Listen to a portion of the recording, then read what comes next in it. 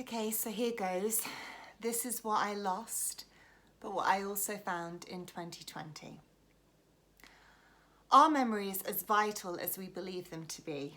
Or is the present the only moment we truly have to call our own? I guess it depends on who you ask. I lost my connection with my grandfather during the pandemic, but I did discover the relationship between what we once had.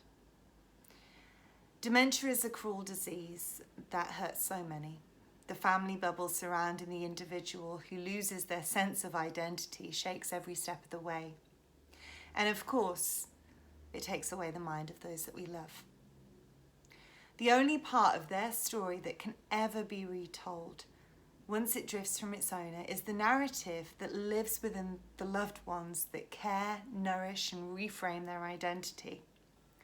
They are the ones that build up the existence of what once was. So I moved back from New York to the UK in 2019 because I believed that I needed to be closer to home. At that point, my grandfather recognised me as Lumpy, the only man I would ever allow to call me that nickname. On his 90th birthday last year, he held my hand and he saw me, the real me, and I could tell he was proud.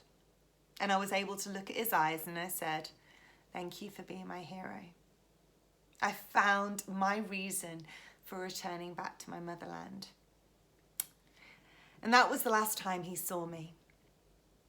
My family knew he was losing his memory and he wasn't well, but it wasn't until lockdown before it all settled in. You see, I was lucky. I spent the month leading up to the pandemic with my grandparents. I moved in with them, I cared for them, and then the world changed, and so did my grandfather's mind.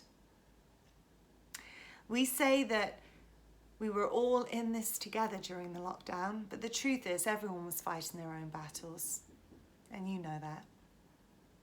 My grandfather drifted and my nana held the fort as she continued to keep his story alive.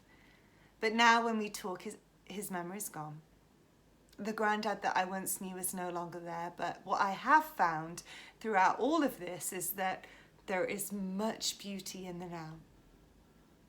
The sparks of the present moment, the seconds that do connect us, and the understanding that nothing is forever. All that can ever be guaranteed is the now. And there is much joy in the present.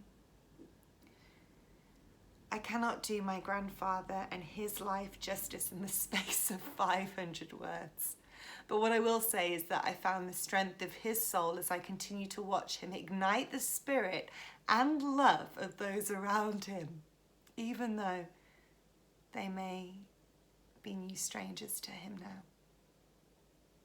Kenneth John Stokes, an orphan, now a family man, was once